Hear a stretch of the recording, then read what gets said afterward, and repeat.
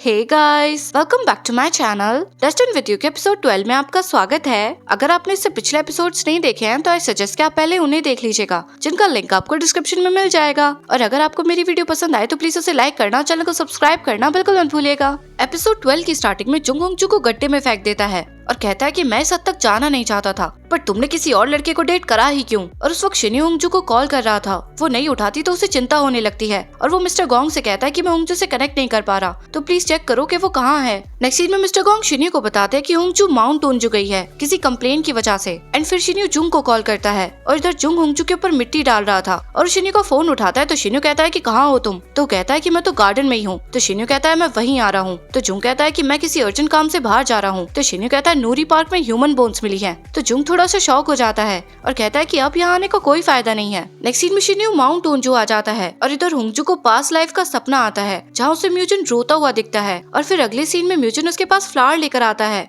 और फिर वो उससे उसका नाम पूछता है तो वो कहती है कि मेरा कोई नाम नहीं है, जिसका नाम था वो तो मर गई। तो म्यूजिन कहता है मतलब तुम्हारा दोबारा जन्म हुआ है। तो म्यूजिन कहता है कि मेरे सर्वेंट्स का भी नाम है, तो मैं तुम्हें नाम देता हूँ। इंचो नाम कैसा रहेगा, जो इंचो को बिल्कुल पसंद नहीं आता, लेकिन म्यूजिन उसे इंचो कहकर ही बुलाता है। एंड तभी होंगजू को होश आ जाता है। शिनी होंगजू को ढूंढ रहा था और वो उसे कंटिन्यू कॉल करता रहता है। तो होंगजू फोन उठाकर कहती है कि मैं गड्ढे में गिर गई हूँ। तो शिनी कहता है कहाँ हो तुम। तो होंगजू से अपनी लोकेशन बताने लगती है, पर इतने ही उसका फोन ऑफ हो जाता है। फिर शिनी होंगजू को ढूंढने लगता है और इधर होंगजू हेल्प के लिए चिल्ला रही थी। तो शिनी उसकी आवाज सुन लेता है और उसे होंगजू मिल जाती है। और शिनी जैसे ही उसे अपना हाथ देता है, होंगजू को अपनी पास्ट लाइफ का विजन दिखता है जहाँ वो ऐसे ही म्यूजिन का हाथ पकड़ने की कोशिश कर रही थी। नेक्स्ट सीन में होंगजू घर आ जाती है और उसे थोड़ी सी चोट भी लगी थी और अब उसे शिनी की बात समझ में आ रही थी, जो उसे हमेशा अपने सपनों के बारे में बताता था। तो होंगजू कहती है हम दोनों को सेम ही सपना आ रहा है क्या। नेक्स्ट सीन में शिनी होंगजू की बैंडेज कर रहा था और वो उससे पूछता है कि तुम श्योर हो ना, तुम अपने आप गिरी थी। तो होंगजू कहती है कि फोटोज लेते वक्त मेरा ध्यान नहीं रहा और मैं गिर गई। तो शिन्यू कहता है कि अब से ऐसी कंप्लेंट्स के लिए अकेले जाने की कोई जरूरत नहीं है और कुछ टाइम के लिए बाहर काम करना बंद कर दो।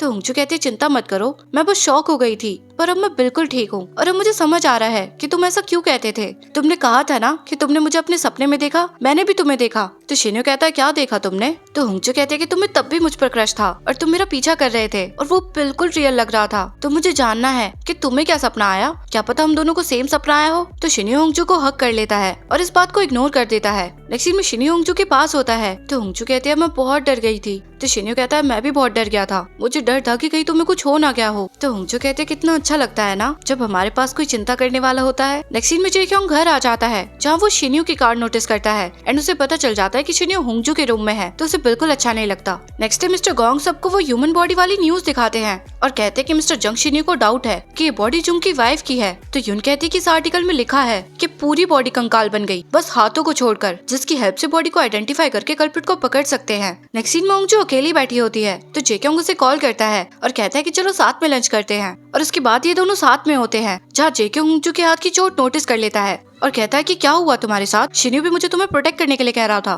तो होंगजू कहते हैं कितना अजीब है वो, उसे मुझे खुद प्रोटेक्ट करना चाहिए, आप उसकी बातों पर ध्यान मत देना। कौन जेक्योंग। तो उसके मुंह से अपना नाम सुनकर जेक्योंग को बहुत अच्छा लगता है। नेक्स्ट सीन में होंगजू माउंटेन की सीसीटीवी फुटेज चेक करने आती है एंड वहाँ से एक लेडी बताती है कि आपसे पहले एक हैंडसम लड़का भी आया था फुटेज देखने के लिए। तो होंगजू समझ जाती है कि वो लेडी शिन्यू की बात कर रही है एंड फिर वो फुटेज देखती है जिसमें उसे जुंग दिख जाता है। नेक्स्ट सीन में होंगजू गार्डन में आ जाती है पर वहाँ पर कोई नहीं था, तो वो अंदर झांकने लगती है और तभी कोई उसे पीछे से टच करता है तो वो बहुत डर जाती है, पर सामने शिन्यू होता है और वो उससे कहता है कि तुम यहाँ क्या कर रही हो। तो होंगजू कहते हैं कि मैं फुटेज देखने के बाद यहाँ आई हूँ और तुम भी इसीलिए आए हो ना। तो शिन्यू कहता है हाँ, पर तुमने मुझसे झूठ क्यों बोला, तुमने कहा था कि तुम फिसल गई थी, पर ये सच नहीं है, तुम्हें लगा कि तुम्हें जुंग ने धक्का दिया है इसलिए तुम चेक करने गई थी ना, तुम्हें यहाँ अकेले आने से पहले मुझे बताना चाहिए था। तुमने वो डेड बॉडी वाली न्यूज नहीं सुनी क्या, अगर जुंग इस केस से रिलेटेड हुआ तो होंगजू कहते तुम इतना गुस्सा क्यों कर रहे हो। तो शिन्यू कहता है वो मर्डरर हो सकता है और तुम उस डेंजरस आदमी से अकेले मिलने आ गई। तो होंगजू कहते फिर मैं किसके साथ आती। तो शिन्यू कहता है मेरे साथ, कम से कम मुझे बताती तो सही, कपल्स यही तो करते हैं ना।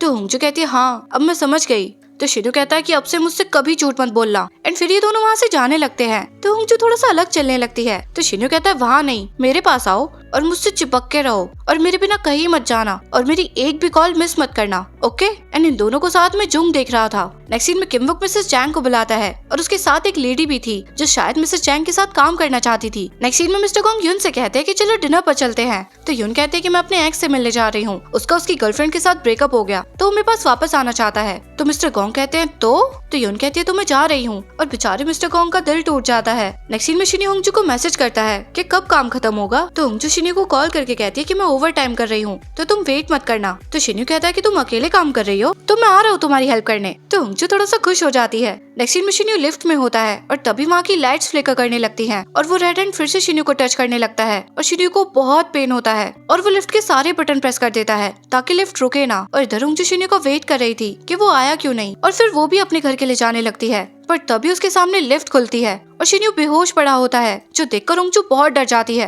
और उसे तुरंत हॉस्पिटल ले जाती है। नेक्स्ट सीन में होंगजू अपने घर में होती है क्योंकि शिन्यू ने उसे जबरदस्ती भेज दिया था क्योंकि वो नहीं चाहता था कि होंगजू उसे इस हालत में देखे। होंगजू कहती है कि मुझे उसके लिए कुछ करना होगा और वो फिर से स्पेल बुक देखने लगती है ताकि उसे कुछ मिल जाए। एंड तभी उसे ऐसा फील होता है जैसे वो स्पेल बुक लिख रही है जैसे पास्ट टाइम में इंगचो ने लिखी थी। नेक्स्ट डे डॉक्टर शिन्यू को बताते हैं कि तुम्हारा MRI बिल्कुल नॉर्मल आया है, तो मुझे लगता है कि तुम्हें साइकोलॉजिकल कंसल्टेशन लेना चाहिए। नेक्स्ट सीन में मिस्टर गोंग फिर से उनके घर आते हैं और उसे डॉक्यूमेंट देने लगते हैं और कहते हैं कि मैं सारी रात सो नहीं पाया। क्या कहा तुम्हारे एक्स ने? तुम उसके पास वापस तो नहीं जा रही हो ना? तो यून कहती है कि हाँ मैं वापस जाना चाहती थी, लेकिन उससे पहले उसे मेरे हाथ की किमची खानी थी और मैं उसे किमची से मारना चाहती थी, लेकिन मैंने उसे थप्पड़ मार दिया। तो मिस्टर गोंग कहते हैं बिल्कुल सही किया। नेक्स्ट सीन में शिन्यू होंगजू को कॉल करके कहता है कि मैंने तुम्हें इसलिए कॉल किया क्योंकि तुम्हें चिंता हो रही होगी ना मेरी। तो होंगजू कहती है मुझे तुम्हारी चिंता नहीं हो रही थी। तो शिन्यू कहता है क्यों नहीं हो रही थी? एंड तभी होंगजू कॉल कट कर देती है। तो शिन्यू थोड़ा सा अपसेट हो जाता है, पर वो जैसे ही ऑफिस में आता है वहाँ उसे होंगजू मिलती है और वो कहती है कि मुझे तुम्हारी बहुत याद आ रही थी और उसके थोड़ा क्लोज होने लगती है। तो शिन्यू कहता है कि ये ऑफिस है। तो होंगजू डोर लॉक करके कहती है कि ऑफिस सबसे सेफ प्लेस है। तो शिन्यू कहता है किस लिए?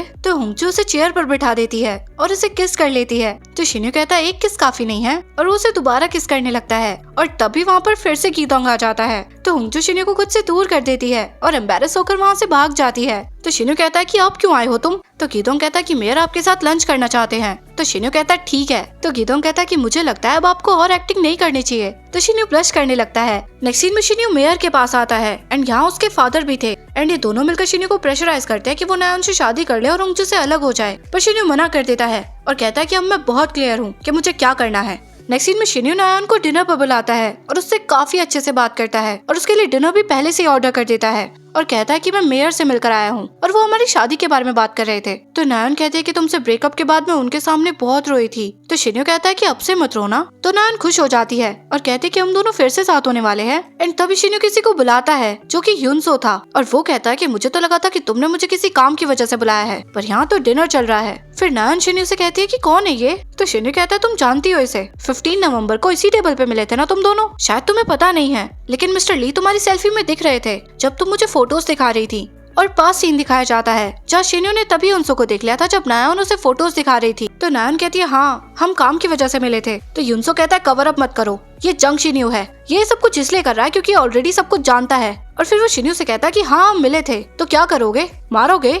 तो शिन्यू कहता है मैं क्यों मारूंगा, मैं तो तुम दोनों को कांग्रेचुलेट कर रहा हूँ क्योंकि तुम दोनों साथ में बहुत अच्छे लगते हो। ये कहकर वो चला जाता है। नेक्स्ट सीन में एक आदमी होंगजू के घर की डोर बेल बजा रहा था। तो होंगजू को लगता है कि वो स्टॉकर है, पर ये अंकल जेक्योंग के फादर होते हैं। तो होंगजू उन्हें बहुत अच्छे से ट्रीट करती है, पर तभी वहाँ पर जेक्योंग आ जाता है और वो होंगजू को काफी रूड वे में ऊपर जाने के लिए कहता है। और फिर वो अपने फादर से कहता है कि मुझे नहीं पता कि आपको कैसे पता चला कि मैं यहाँ पर हूँ, पर आप यहाँ से जाओ और प्लीज मुझे परेशान करना बंद कर दो। जो सब कुछ होंगजू सुन लेती है। नेक्स्ट डे नायोन अपने फादर से कहते हैं कि मैंने अपनी कंपनी से इंचार्ज बदलने के लिए कह दिया है क्योंकि मुझे यहाँ आने में बहुत शर्म आती है। तो मेयर कहते हैं कि उसने अपना माइंड अब भी नहीं बदला। तो नायोन कहते हैं कि हमारा रियल में ब्रेकअप हो गया, तो अब मैं उसे अलग होने का गिफ्ट देना चाहती हूँ।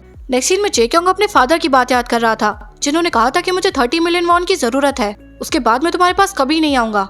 एंड तभी उसके पास मेयर का फोन आता है। नेक्स्ट सीन में मेयर जेक्योंग से कहता है कि माउंट ओंजू के डेवलपमेंट का कॉन्ट्रैक्ट बाओ से हटाकर हाम को दे दो और बाओ शिन्यू के फादर की कंपनी है। तो जेक्योंग कहता है कि ये सब आप जंग शिन्यू की वजह से कर रहे हो, सब कुछ ऑलरेडी कंफर्म हो चुका है। तो मेयर कहते हैं कि मैंने तुमसे कितनी बार कहा है, ये हमारी जॉब है और हाम के साथ काम करने पर हमें 30 बिलियन वॉन मिलेंगे, तुम्हें नहीं चाहिए क्या? नेक्स्ट सीन में होंगजू न्यूज देखती है कि बोन्स आइडेंटिफाई हो गई हैं और हस्बैंड को पकड़ लिया गया है। दैट मीन्स कि वो बॉडी जुंग की वाइफ की थी और जुंग को अब पुलिस ने पकड़ लिया है। तो यून कहती है कि अच्छा हुआ हमने मिस्टर जैंग की बात मानकर उससे सारे कॉन्ट्रैक्ट्स खत्म कर लिए, और वो होंगजू पर भी गंदी नजर रखता था। एंड तभी से भी और होंगजू से पूछते हैं कि मिस्टर जैंग के साथ तुम्हारा क्या चल रहा है, तुम दोनों डेट तो नहीं कर रहे हो ना? तो होंगजू कहते हैं कि मुझे आपको पहले ही बता देना चाहिए था, हम दोनों डेट कर रहे हैं। जो सुनकर सब शॉक हो जाते हैं और मौका देखकर मैनेजर उन सबको डिनर के लिए इनवाइट कर देती है। नेक्स्ट सीन में ये सब डिनर पर आते हैं और होंगजू वहाँ पर थोड़ा सा ड्रंक हो जाती है और सबसे कहती है कि आप सब मुझे अच्छे से ट्रीट नहीं कर सकते क्या? मैं और मिस्टर जेक्योंग साथ रहते हैं पर हम बस पड़ोसी हैं और कुछ नहीं। मैं उस घर में 6 साल से रह रही हूँ,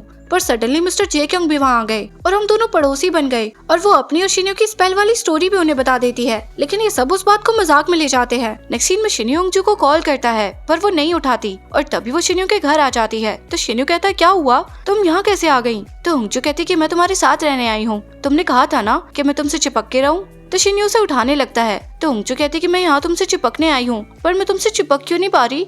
और होंगजू शिन्यो को बंदर की तरह पकड़ लेती है एंड ये सीन बहुत क्यूट होता है। नेक्स्ट सीन में शिन्यो होंगजू को लेमन वाटर पिलाता है, तब जाकर वो थोड़ा सा नॉर्मल होती है। तो शिन्यो कहता है तुम यहीं रुको, मैं तुम्हारे लिए हैंगओवर ड्रिंक लेकर आता हूँ। तो होंगजू उसका हाथ पकड़ लेती है और कहती है कि कहीं मत जाओ और शिन्यो को हक कर लेती है। तो शिन्यो कहता है कि तुम्हें सोबर होने के बाद रिग्रेट तो नहीं होगा ना। तो होंगजू कहती है नहीं होगा और फिर वो शिन्यो को सोफे पर लेटा देती है और बस उसे किस करने वाली होती है और तभी वो सो जाती है और शिन्यो उस पर बहुत हंसता है। नेक्स्ट सीन में शिन्यो होंगजू को किस करके उसकी साइड में सो जाता है। रात में होंगजू की आंख खुलती है तो वो शिन्यो का फेस टच करने लगती है एंड तभी शिन्यो को पेन होना स्टार्ट हो जाता है और तभी होंगजू को पास्ट विजन दिखता है जहाँ म्यूजिन ने इंगचो को मार दिया था और इंगचो का ब्लडी हैंड म्यूजिन के फेस को टच कर रहा था। और इस वक्त शिन्यो की सिचुएशन देखकर होंगजू सब समझ जाती है। नेक्स्ट डे शिन्यो उठता है तो उसे घर में होंगजू नहीं मिलती। वो उसे कॉल करता है पर वो फोन भी नहीं उठाती और तभी उसके पास उसकी मॉम का फोन आता है और वो कहते हैं कि तुम्हारे फादर उस लड़की से अपने बर्थडे के दिन मिलना चाहते हैं तो तुम उसे अपने साथ लेकर आना। नेक्स्ट सीन में जुंग पुलिस स्टेशन से बाहर आ जाता है और वो बाहर आते ही किसी को कॉल करता है।